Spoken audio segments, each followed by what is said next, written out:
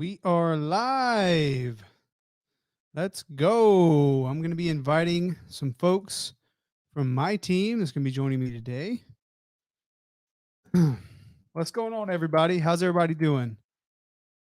Just give me 1 second as I invite some team members.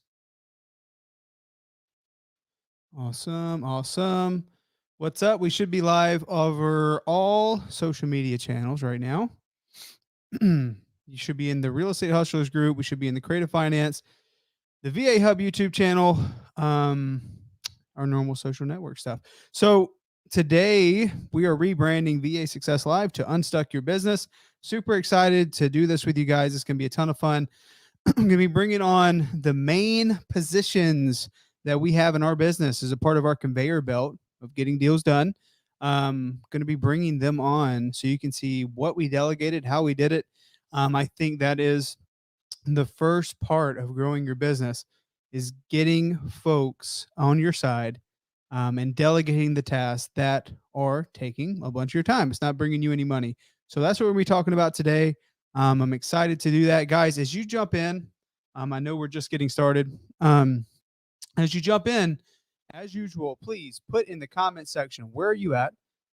What's working in your business? And what do you need help with? We do these lives not just to talk about virtual assistants, not just to talk about the normal things that we do, right? And to be honest with you, just a handful of stuff that we believe in. Mara, what's going on? To be honest with you guys, things that we believe in, right? But sometimes we just catch at the right time, the right day, the right analogy, and for some reason it just sets with you and you decide to take action on it. So this is the reason why we talk about the things we talk about and the reason why we do these things consistently. These lives are for you guys. So as you join, please put in the comment section where you're at, what do you need help with, and we're going to get to it here in a second. We got a lot of talent with us today. It's the first episode of Unstuck Your Business. It's going to be a ton of fun. We're going to do a quick countdown, and we're going to get to it.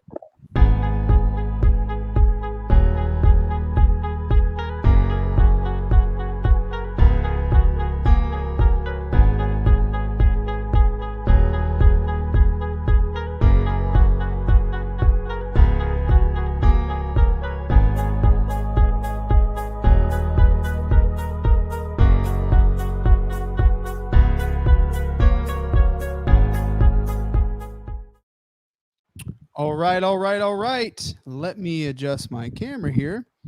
What's going on, everybody? This is episode 1 of Unstuck Your Business.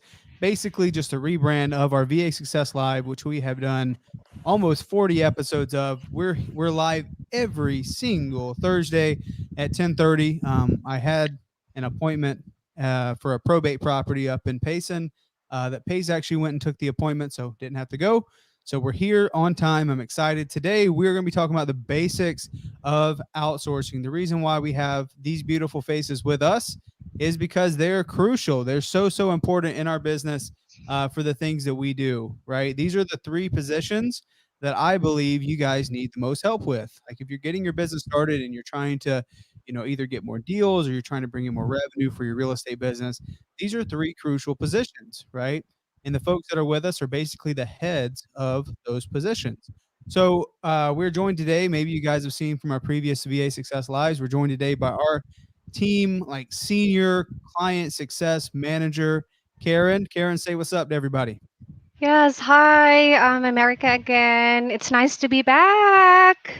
Hey, nice to be back. I love it. Thanks for joining us, Karen. I'm excited to have you on because I think this is your position is a part that I think a lot of folks forget about, right? I think a lot of folks just think they can put a VA in place and, they're going to get results, right?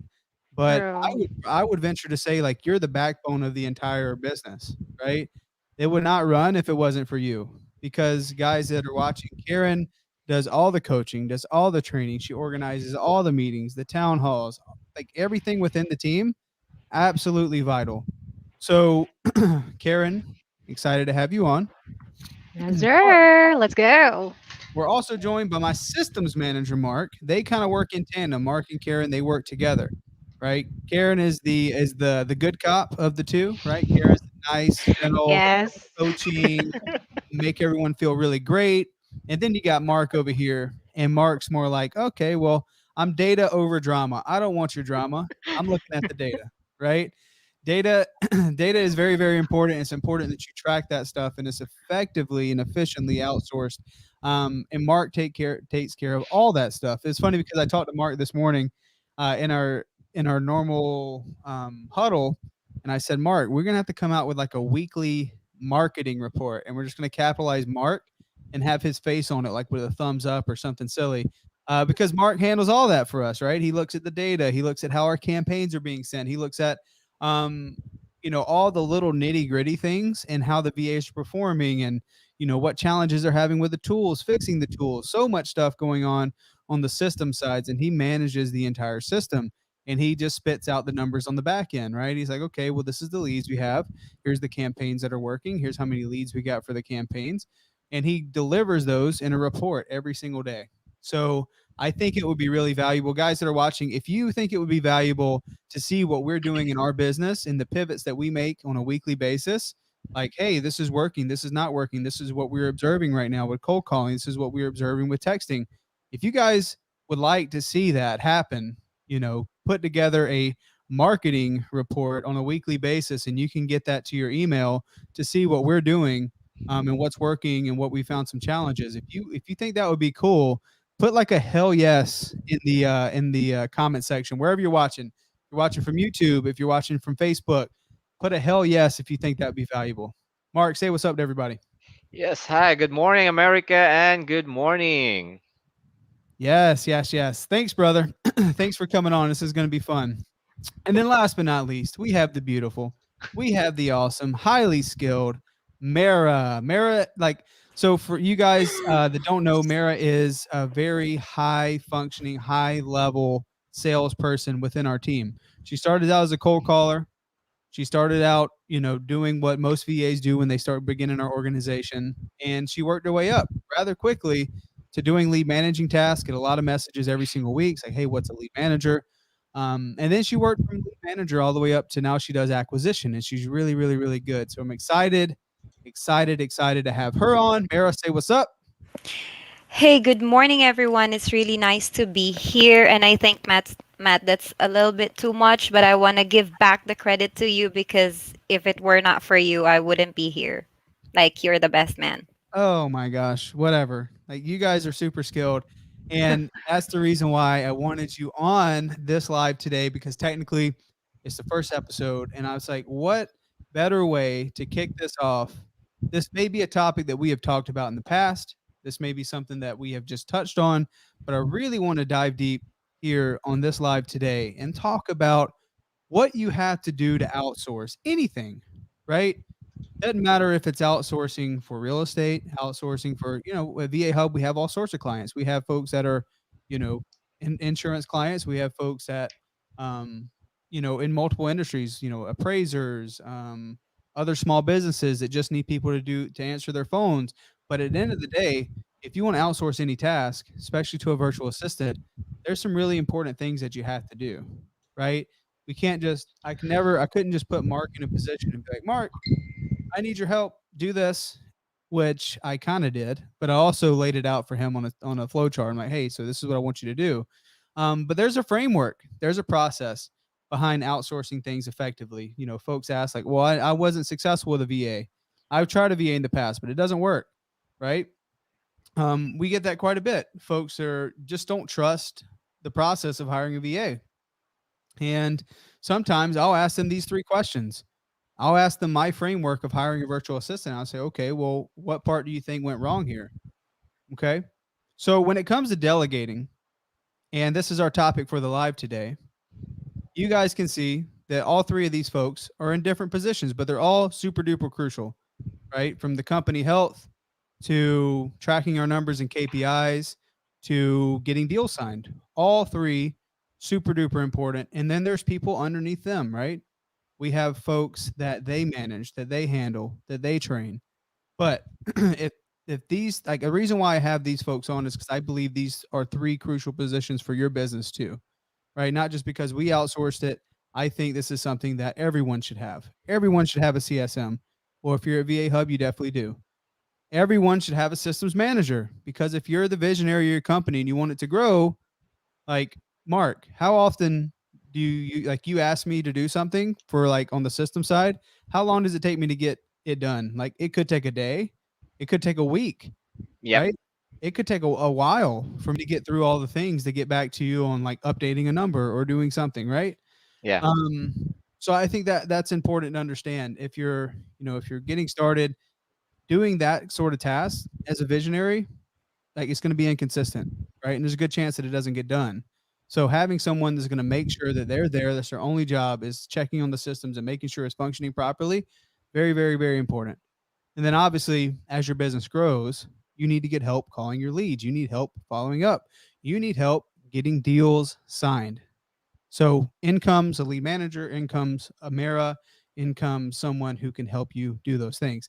But going back to the framework, right? You guys get the idea. But the framework is very, very, very simple. Before we delegate any task, right? I first, as a business owner, I start by defining what it is, right? I call it my 3Ds to delegation, right? Got to make it catchy. My 3Ds to delegation. My first one is define. I'm going to put it here in the comment section. You got to define it. Okay. You got to think, what is it that needs to get done? Now, for a lot of small businesses, a lot of people who are just getting started, maybe you're doing a lot of things. You probably are. You're probably wearing so many hats. You're the person at every step of your conveyor belt.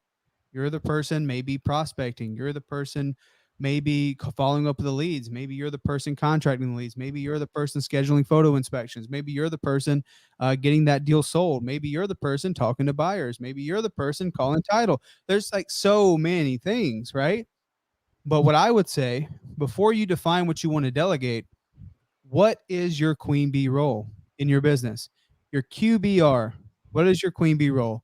In real estate, in this business, your QBR is typically getting contracts, right? That is the activity that is going to bring you money, right? It's the highest level activity you can do. So it's also the highest level activity you can delegate as well. So that's typically the last thing you do, because as a business owner for a while, typically you're the person that's going to be serving your QBR. So that's actually talked about. It's not my concept. This is talked about in the book by Michael Michalowicz, Clockwork. If you guys don't have that book, please, please, please go get it. It's important. When you start thinking about delegation, it will change your framework behind doing that, right? So think about your QBR. What is that thing? So if you're in real estate, if you're watching here today and you're in real estate, typically that's getting contracts, right? So you should be serving that QBR. Or maybe you have a high level individual that's going to be serving that QBR. Now think about everything else that's not that. Everything else that's not the QBR, not getting contracts in this instance, right? Doesn't matter what business business you're in. Typically, sales and leads is the foundation for your business. So typically, your QBR is wrapped around bringing in new opportunities. So, what is that thing for you? And then what is the things that has taken you away? What are things that are either not serving your QBR or not giving you energy, right? As a new business owner or as just anyone, if you're trying to scale, maybe you're already doing a bunch of deals, but you want it to grow and you feel stuck, right? You feel like you can't go anywhere. You're trying to do too many things, right? And I think naturally as a business owner, we're taught we got to work hard, we got to work hard, we got to work hard, we got to be productive. But the thing about productivity, if you're the one that's the bottleneck, like there's going to be so many areas that the business can't grow because of you, right? And the reality is no one's going to be as good as you, and no one's going to care as much as you, because you're the business owner and they're not supposed to, right? I'd rather take 6 out of 10s, 7 out of 10s, put them in a position so they can eventually be a 10 out of 10 and eventually be better than me, right? I can train them up. But you ask yourself, what are those things? I recommend jotting them down. Okay, well, right now I'm calling buyers and that sucks. So right now I'm trying to sell all the deals. I'm trying to build my buyers list. That's taking time away. I don't have a title company. I'm the one still calling leads. I'm trying to do all these things, right? Maybe that's where you're at right now. And that's okay. So you write all those things down, right? You put them all down on paper, and then you start delegating by one or two things at a time, right? You don't have to delegate it all. You don't have to do it all at once, but you only start delegating by doing one or two things at a time, right? So we define it. Start by number one, we're defining it. So with Karen's job, very simple. Before it was like, okay, Karen, this I want you to be a CSM. What is that? Right? So leading up to that, I was doing the one-on-ones with all the VAs. Okay. I was trying to pull the call recordings. And then lo and behold, I'd go on appointments and I wouldn't get to the pulling the call recordings and being consistent with the call calibrations, right? I was the one putting all these things together. I was the one trying to track the numbers for the VAs, looking at the prospects, looking at their production. I was doing all those things. So, okay, how can I wrap this into one role? Right? So I defined those things that it wasn't giving me energy and it wasn't bringing me like it wasn't putting me in the position of sitting in someone's living room or talking on the phone with someone who's ready to sell their property. So I defined it and then I demonstrated it, right? So regardless of these folks' task here, Karen, Mark, Mara, start by defining what is their position. That is Karen. Mark, I need help with numbers. I made a flow chart. Mark, this is what I want you to do as a systems manager. I want you to look at our tools, right? I want you to make sure our tools are sending properly. Here's our 3 tools that we use every single day. Okay, and I also want you to look at the KPIs, right? This is how I want you to track the KPIs. These are the only things I care about. I only care about these 3 statistics. I only care about these things, right? But I clearly defined it. And then I demonstrate myself doing it. So before I hand it off, I'm like, okay, well, here's how we do the one-on-ones. Here's how we do the call calibration, right? Mark, here's how I look at the numbers in the system.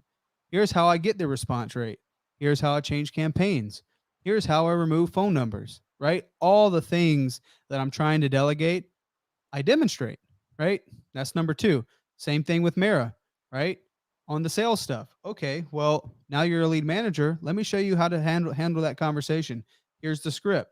Here's what you say. Guys, if you don't have a copy of our lead managing script, please put your email here. Actually, don't put your email here. Email me, Matt Beard at vahub.com. But this was a part of the demonstration phase, right? So before I could just like hands off do this thing, I had to demonstrate. I had to demonstrate me doing the calls, demonstrate me, handling objections, the basic stuff. And then once I demonstrated it, I was able to say, okay, let's give this a shot. Now, step 1 and 2, demonstrate. Step 1 and 2 can you can go back to, right? If maybe there are times when the role grows, right? So for Karen, for example, here's what I want you to do.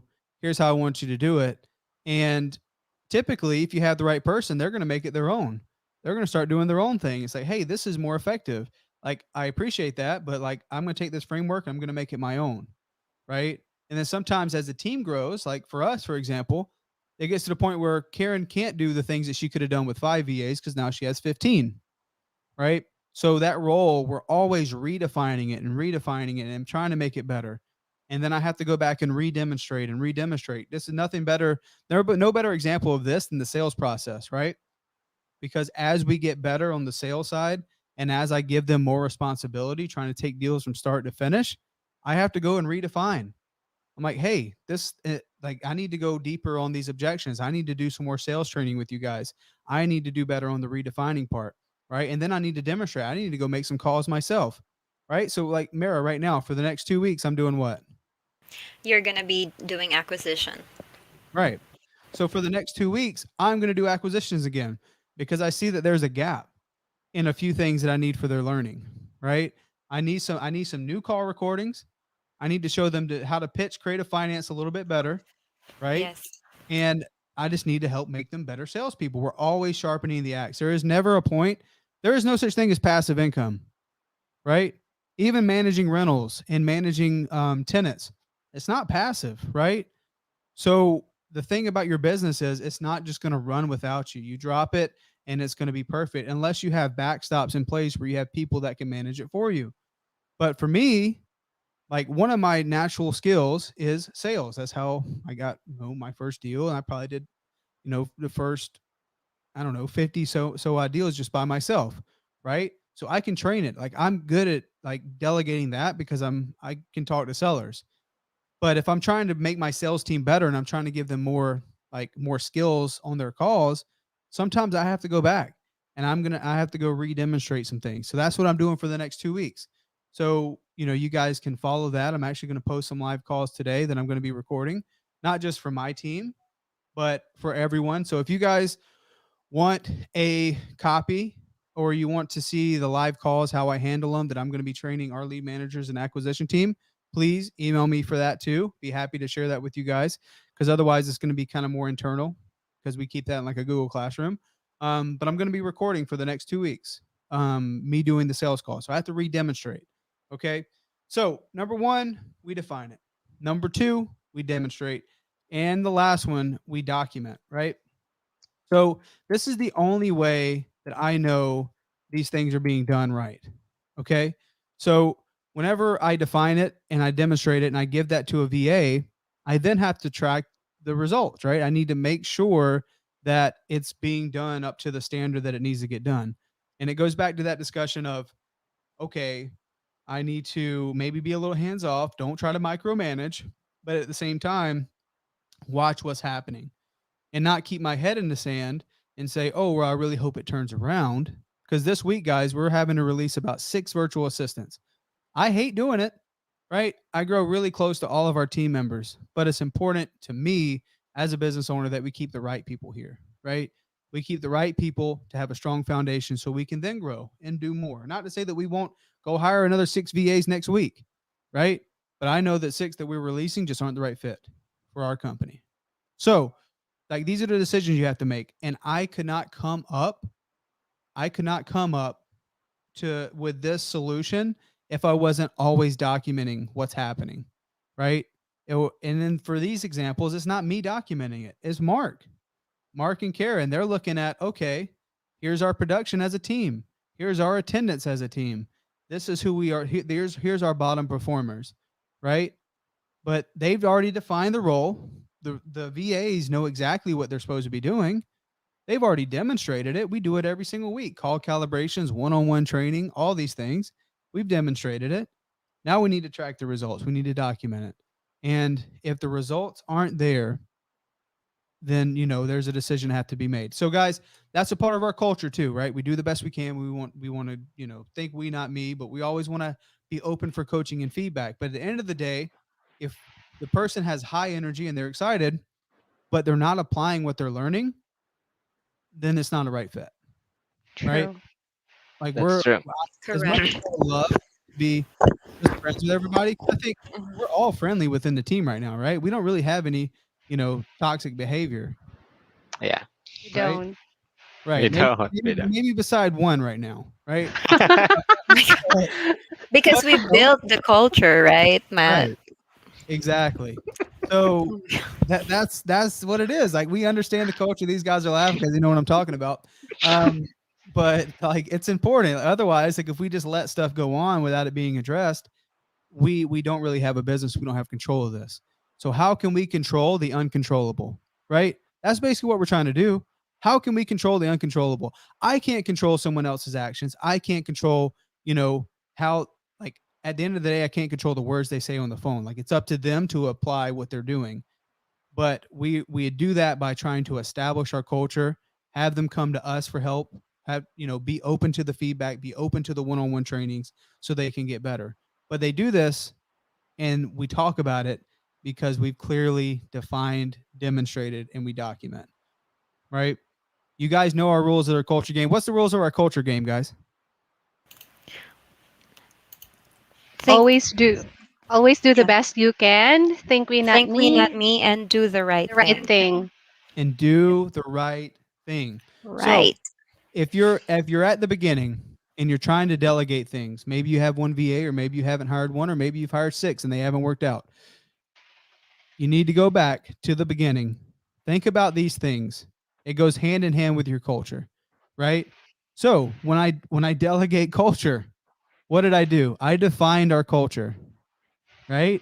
Every day. I put it down. True. I'm like, okay, here's our culture. Here's the rules of our culture game. We're going to do the best we can. What does that mean? Doing the best we can means I'm going to think, what else can I do? I'm gonna, ask for, what can I do better? I'm gonna correct and continue, right? That's a part of doing the best I can. So that's what I want. Like for me personally, I lead from the front, right? Leadership. I've said this before. Leadership's like a string. You can't push people to do something. You have to lead from the front. You have to pull. So I lead by, like, if I wasn't playing by the rules of the culture game, if I wasn't doing the best I can, then no one else is going to do it. Like, what happens if I miss a huddle, right? All of a sudden, everyone else takes it a little less serious, True. right? If I miss a call calibration, everyone else takes it a little less serious, you know? So it's important as a leader, or if you have managers in your company, you have to be consistent. So that's rule number one. Consistency goes into doing the best you can. Number two, thinking we, not me, right? Defined it. What does that mean? Not just putting it down, but what? What in the world does think we, not me? What does that mean to you guys? For that one, we have to show respect and appreciation to each other. Yep. True. Like always treat others the way you wanted to be treated. Yep. Also, we have to think what is best for others rather than best to us. Right. So putting others' interests first above your own for the greater Yep. good of the team. Yep. Right? True.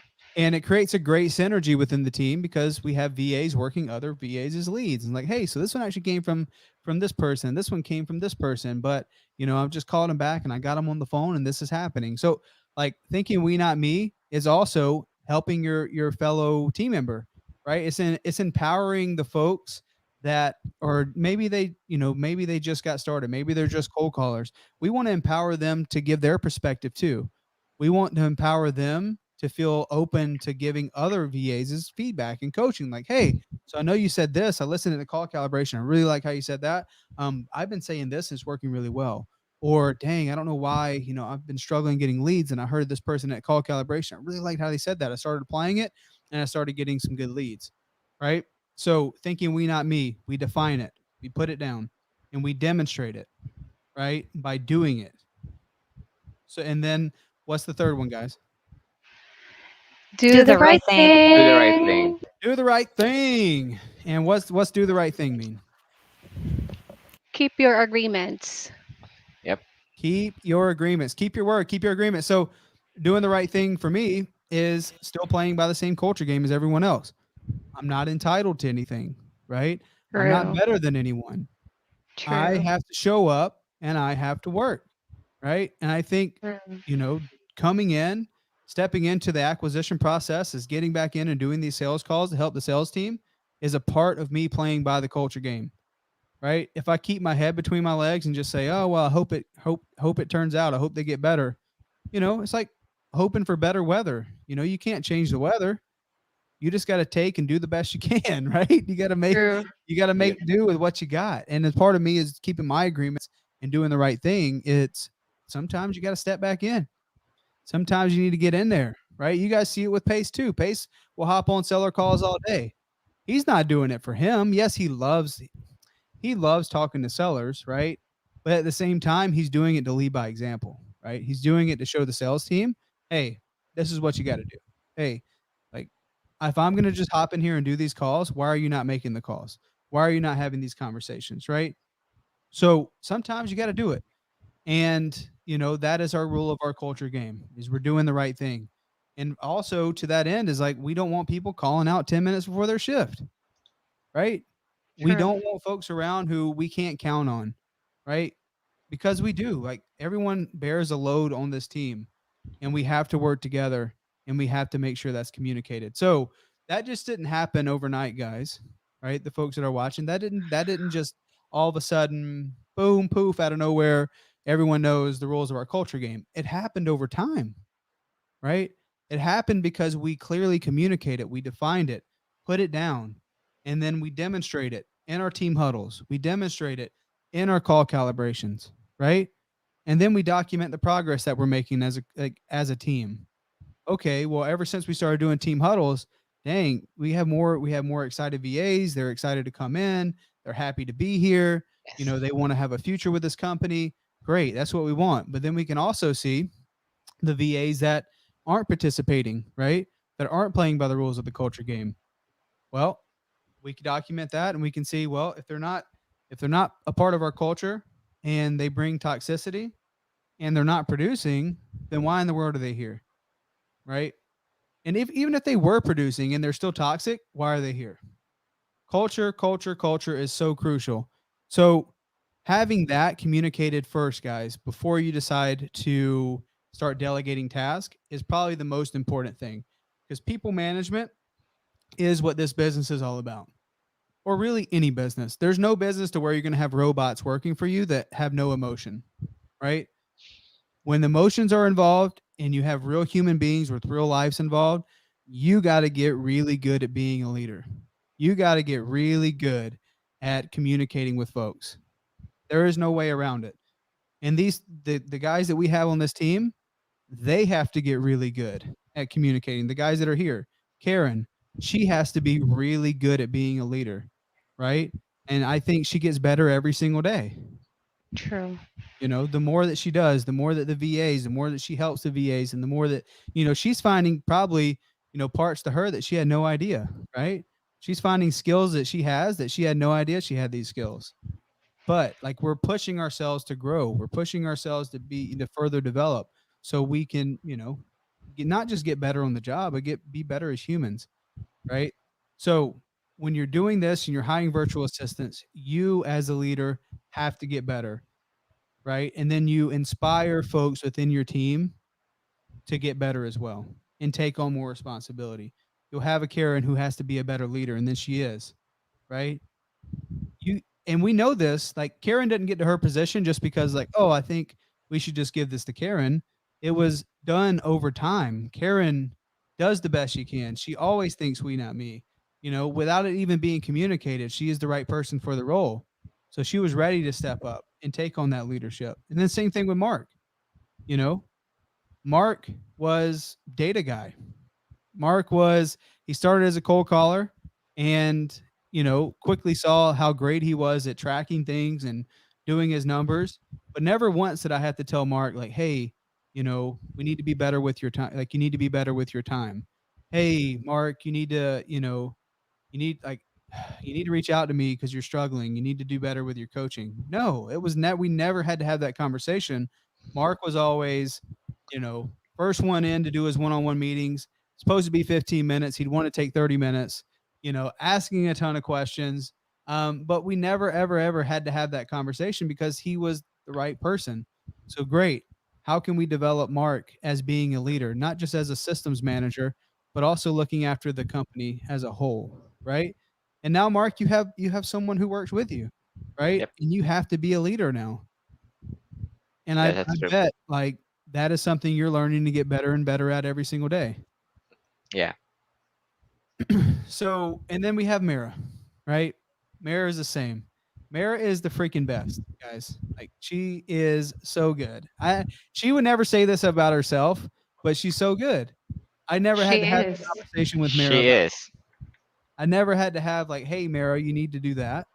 We we talked about culture, getting started, making sure the folks that we hire and we bring on are the right people. The skills can be trained. And then we start, defining and demonstrating and documenting all these things that we ask these VAs to do. So Mara, she grows within her role, and then she's the first one to talk at call calibrations, giving her feedback. She's the first one to help other agents, but also she's open. She asks me every single week, "Hey, can I get access to this?" Or, "Hey, Matt, we can really use some training." Or, "Hey, Matt, we need this." Or, "Hey, Matt, like, we just want to get better." I never had to ever reach out to Mara and say, "Mara, this is your calls aren't going very good. Um, maybe we should take some time and do some coaching and training." No, she's proactive. She reaches out to me and makes sure those things are happening, right? Right. So, Karen, for the folks that are here and they're like, "Okay, I need a CSM." What does a CSM do? Well, for the CSM task, just like what you've mentioned, Matt, I do like the one-on-one coaching Mhm. developing the VAs when it comes to like cold calling, making sure that whenever I do coaching, I'll make a follow up to for them to really implement the coaching points. For like the CSM task, it really needs to have a dedication to work, making sure that they're always there for the VAs, not just because they have to do it, but because they want to, like they really want to help the business grow, not just for themselves, but again for everybody. Exactly. So you're like the chief heart leader, right? Yes, You're I the am you're the the team heart. mama. Yes. You are the heart of the team, right? I'd probably say the grayest of the gray area of the entire company, right? There is no Yes, black and white for your position. There's no like, there's oh, here's the trackable items for Karen, right? Here's the KPIs for Karen. It's more along the lines of how is the team as a whole doing? How are our VAs doing? How do they feel about their job? How girl. do the VAs feel when they come in? Like, are they getting the support? That is an Exactly. indication of how you're doing as a leader, right? But it's not True. clearly defined. It's a lot of gray area. But I mean, again, we did define it like, hey, we want to do these things. We want to accomplish X, Y, and Z. We want a better workplace. We want positive mental attitude. We want all these things. But how you accomplish that is by doing the one-on-ones, doing the call calibrations, checking in with the agents, having group chats where Exactly. we split up the teams in the group chats. You guys have a ton of fun. You know, I don't even guys, I don't even know what happens in those group chats. I'm not in them. I just know that Yeah. they're always laughing and having a good time. So I mean, I got it's working, right? True. Yeah, like So I always make sure that everyone are really motivated to go to work because mhm, same as you, Matt, my like my main role as well as a CSM is to put the VAs in a position to win for them to be successful. bam, in a position to win. That's huge. And what she means by that, guys, assuming that data and tools are good, putting them in a position to win, it's getting them skillful enough to maximize every conversation that they have when they get True. someone on the phone. Hell yeah. 100%. And Mark, so that's a CSM, guys. If you're a VA Hub client, you already have one, right? Working closely with your CSM who works closely with your VA is going to be super advantageous for your business because the culture you communicate to your CSM and the culture you communicate with your VA is just reinforced, right? Creating a good culture from within your team. Then, for you guys who want to know more about Mark, you don't have to get granular, okay? Because I know you can really start breaking it down and get really analytic. I just want you to give us some context. Big overview. What does your day typically look like? Like what do you do in your I wouldn't say even your day. What do you do in your role? Like what is the importance of your role?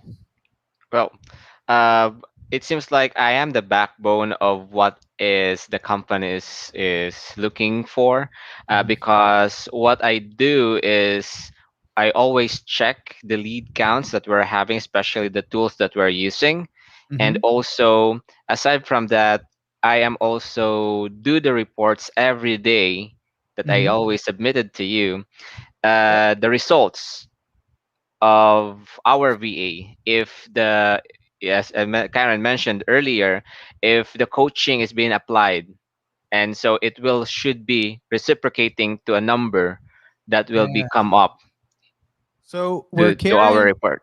Yes. So where Karen is the gray area, Mark is very not.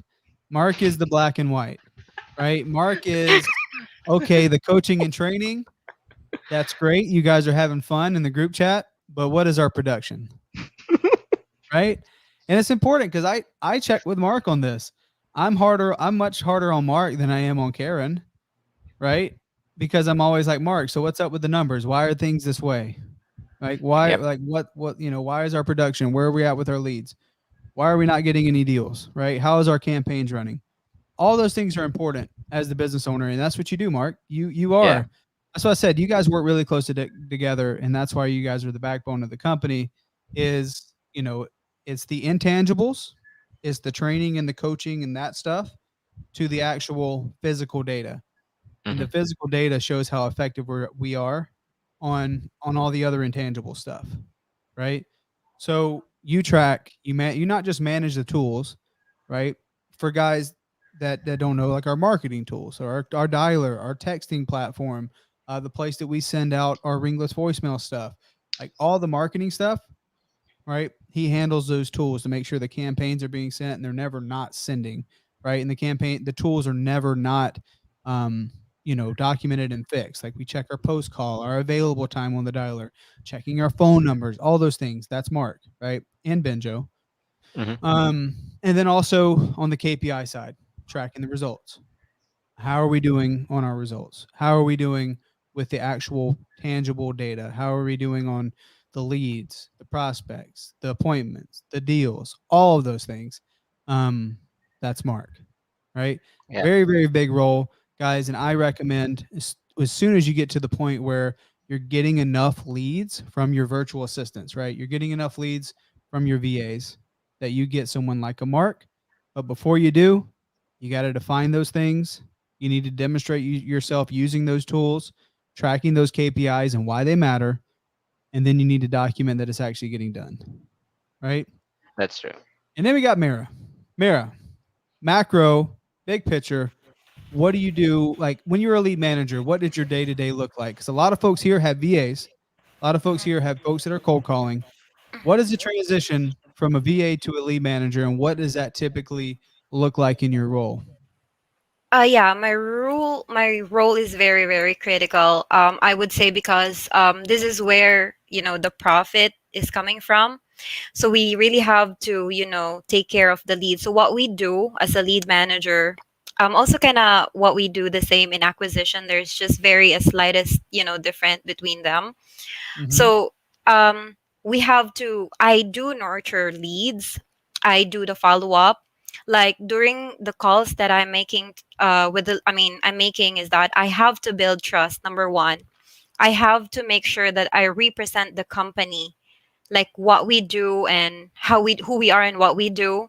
Mm-hmm. And it's very crucial because there are millions of people calling property owners, and I should represent it like the way that we are really a legitimate business, that we're not scamming them, like give them the reason why would they sell and work with us.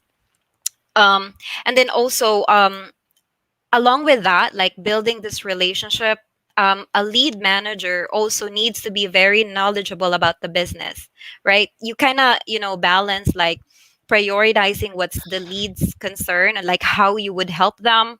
And then at the same time, also thinking that this is what the business needs. Like we need it at this certain point, at this price, and at the same time, letting the lead understand that we are there to help them along the way.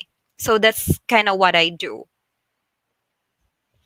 I love it. I love it, Mira. So, I'll exit the solo layout for us.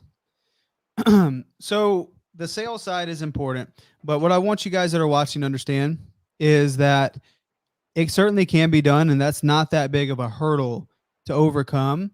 Getting a VA who cold calls to become a lead manager. The only big difference is the person that's doing lead managing is just further vetting, right? They're managing your leads, they're following up. The idea is to tee you up as the acquisition person with just the hottest leads. So you're only calling people who are ready to make a decision on their property. It's going to save you a bunch of time, right? But that's not like in the lead managing role, like what Mara's saying, they're not selling, right? They're not giving offers, but what they're doing is they're just finding more motivation. Let me dig a little bit deeper. Is this something you're really ready to make a decision on? If we're able to come to an agreement on price, like you guys hoping to sell in the next 3 months, 6 months, year, what does that look like? Right? That's how that lead managing conversation goes. So if you have a VA, which is how we always, always, always recommend you guys do it, it's a VA who's proficient on their cold calling, understands what a good lead is, understands how the company makes money. Great. Take that person, give them more responsibility, right? You don't just give them more responsibility, you also need to increase their pay, right? They're taking more responsibility, increase their pay, and then put them in a position to where they can further develop and grow as a professional within your organization. So that is calling on your leads. They now know how to talk to sellers. They now know how to cold. If they can cold call and they're good at it, they can basically do just about anything, right? Because if they can handle irate homeowners or crazy people every single day and convert them into people who would be interested in talking to us about selling their property, number one, they're a little crazy and I like them. Number two, they got some skills that would be valuable down the sales line. So that is your transition. It's just as simple as taking that VA, giving them a little bit more responsibility to dig deeper so then they can set you up as an acquisition person. Well, folks are like, well, what's the difference between a lead manager and acquisition? Again, lead managing, you're not giving offers. You're just digging deeper, finding motivation, right? And the expectation for the homeowner on that lead managing call, we're not calling to buy their property at that time. So they're never set up by the cold caller like, oh yeah, we're going to give you an offer tomorrow. Can we call you whatever? It's like, okay, well, what we're going to do is we're going to forward this over to our property specialist. They're going to give you a call and see if this is something we can work together on, right? And then lead manager calls, they talk 10, 15 minutes because they're expecting that call.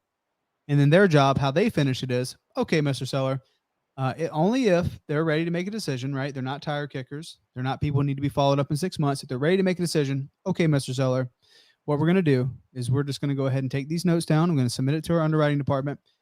And one of our acquisition specialists is going to give you a call tomorrow and see if we can work together on it. Does that sound good? Sounds good. Perfect. Right? But again, step by step of the process. CSM, make sure people happy, makes a positive environment for your team and develops them to be better so they can produce. Important, delegate it, right? Delegate it as soon as possible. Systems manager, make sure your systems are running properly. Make sure your campaigns are running properly. If your business is highly functioning, it's going to be a hard thing for you to do every single day. You can't go into your dialer. You can't go in there and change phone numbers all the time. You can't go check the phone numbers if the avail time shoots up, right? I think Eddie said last week his avail time was like 10 minutes. Man, you need a systems manager, bro, so they can always be checking that for you. Okay? So define it, demonstrate it, document it, get it done, delegate it, get it off your plate, and then follow up. If you're a salesperson, you probably suck at follow up, right? You probably, like for me personally, I suck at follow up. I just want to talk to people that are ready to sell right now, which is tip of the iceberg. The rest of your business is built on follow up. Like most of your business, if you want it to scale, you want to do more, but you want to do more deals, you want to do more real estate transactions, follow up, follow up, follow up. Lead manager, you got to have one. You got to define it. You got to demonstrate yourself doing it. Then you got to document the results they're having. Okay. So that is the idea. You need to delegate that as soon as possible too, so your business can grow. I mean, I talk to business owners all the time who have had their system, right? Their antiquated system for 10, 15, 20 years. And they're like, well, this is just the way we've always done it. I'm like, well, the world is moving so much faster now and things are being done. Like, who would have ever thought that you could sell your property across the country using an electronic signature email even 10 years ago, right? Like, things are so much different now. And if you're the person who is holding on to everything in your business, either because you want control or you don't think someone else can do it as good as you, or maybe you had a bad experience in the past, your business will be what it always going to be, or is going to die, right? It's not going to be here in 5 or 10 years, because what we're doing right now, like for our current business, our cold calling and texting, it's probably going to look completely different next year. And it's going to look completely different in 3 years, 5 years, right? Getting attention to folks, finding, like right now, it's insane. It is absolutely insane how easy it is to reach a homeowner, right? We can just go get their phone numbers and we can call them and like, boom, we have business. It's crazy, right? This is not going to be this way forever. You got to be taking advantage of this while you have the opportunity. For real estate investors and wholesaling, you guys can text right now. In 1 year, texting probably won't be around. Maybe 18 months. Who knows? Right? So if you aren't taking advantage of texting, you got to do it right now. You should be doubling down. Whatever you have to spend, you should be texting more, because that's not going to be here next year. So if you're stuck in the idea of what got you here is going to get you there, you got to change the mentality. You have to find ways to delegate the task so your business not just stays relevant, but it stays around and survives, right? And thrives and grows and looking towards the next things. Because again, We're always tweaking it. We're always changing it. We're always looking at our systems and finding what's working, what's not working, pivoting and changing. The stuff that we did February 2020, completely different than the stuff we're doing February 2021. And it's going to be like that always. You always got to be changing. You got to be flexible, and you need to delegate the tasks that is taking you away from looking at your business from a bird's eye view and think about the future and think about how it's going to grow and how it's going to stay relevant for the next 10 years, 15 years, right? Yes, you can make a bunch of money in this, but my job is not just to create some sort of income arbitrage machine where we're making money in a good economy. How can we make money and keep this business relevant for the rest of my life? Right? So, guys, if you're a business owner, you're in wholesaling, you're in real estate, like you're a real estate agent, doesn't matter what you're doing, you got to start thinking about the future. You got to start thinking about how can you position yourself to be here and to be relevant over the next forever, however long you see your business being around. So I'm only able to do that because I'm not the bottleneck. I'm not I'm not reliant to do everything. I have awesome people like the folks you see on this live that is able to take hold of those tasks and make the best out of them, right? And take ownership of their roles to make this business flexible, to make this business to where I can look at the future. Okay? You can't be the bottleneck. You start by finding your QBR, you serve that thing and start delegating the tasks that are not bringing you money or energy so you can grow your business to be in a position for future, right? Do you guys agree with that? Yes, 100%. 100%. Love it. So, guys, if you didn't catch that about texting that are watching, you need to be texting. So, text more, delegate. That is my final thoughts. Delegate, use the 3Ds of delegation, define, demonstrate, document. Document. Mara, give me some final thoughts. Oh yeah.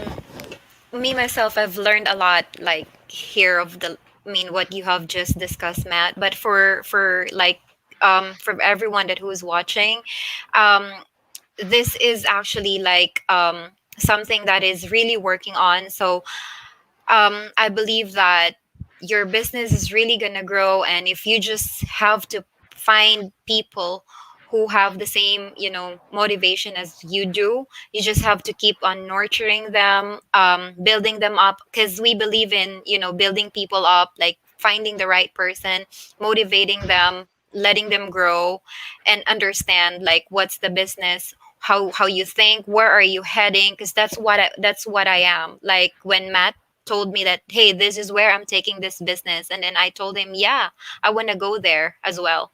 So right, Bam. just finding the right people and motivating them and like feeding them all the knowledge that they need, coaching them, and then that's it. It's just gonna Right. be, I mean, there's no telling of what's the next thing's gonna happen. Right. So as a part of communication is folks have to see your vision. As a visionary of your company, they have to see the vision, right? They have to see your future based cause. And then everything else that you say, right, it just sinks in a little bit deeper. Yep. They buy into it a little bit more. They're like, okay, I have a future of this company. I'm going to make sure this thing works. I'm going to do the best I can to do for not just for me, but for the company. Thank you, Mara. I agree with you 100%. Mark, what we think? So yeah, in the system perspective, I want, for those people who are watching right now, and those people are having like a number of VAs already. I want you to be first, before you do delegating those tasks to your system manager or to your future manager, system manager. I want you to be familiarized of the tools that you are planning to use, because familiarizing of those of tools is very essential for both of you and also for the system manager, because Ooh, yes. without you know or planning everything ahead of time, and without you being the main support system of your system manager will not function very well without you as a business owner who knows more on the tools that you're going to use in your marketing. Right.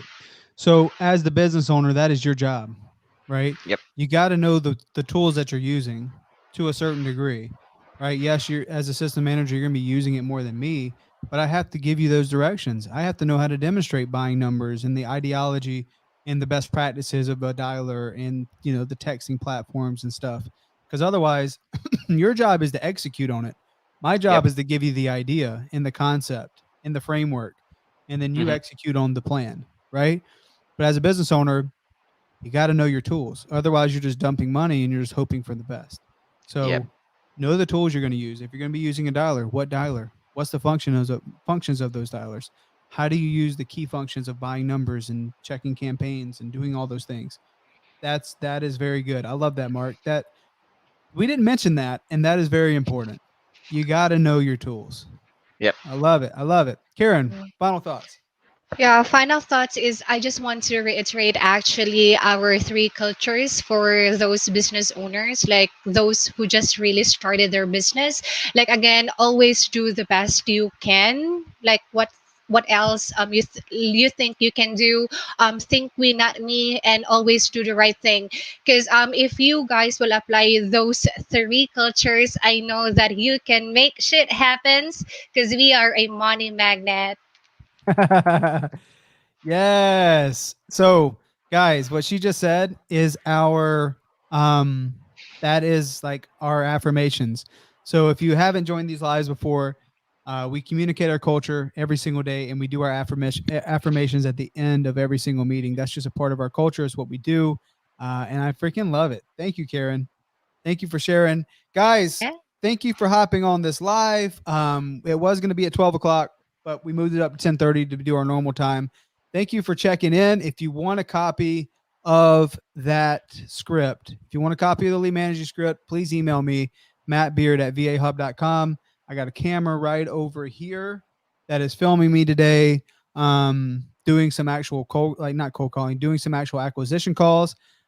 So if you guys want access to that, email me as well. We're going to be putting it into our team trainings for our sales team. So hopefully you guys can get some value from that. The whole purpose of doing these lives, I feel like I talk till I'm out of breath or I'm blue in the face every single week about you got to get a VA. You got to start delegating. Guys, Yeah. if you haven't gotten a VA yet, please go to vahub.com, do a discovery call, see if this is something that you're ready for, see if this is something you're ready to take action on. Start delegating some tasks, start documenting those things to make sure they're getting done. And whatever you need help with, please feel free to reach out to me, Matt Beard at vahub.com. I appreciate everyone who watched. Hope you have a great Thursday. Tomorrow is BatchDriven Live. Well, we're going to be talking about the one deal away challenge with Bryce. It's going to be a ton of fun. We're starting it March 1st. So don't miss that live. It's the same time, 10:30 on all social media networks, including the BatchDriven Live, the BatchDriven YouTube channel. If you haven't liked and subscribed to the VA Hub YouTube channel, please do that. These lives are there every single week, as well as my personal channel, Matt Beard. Thank you guys for watching. We'll see you next week.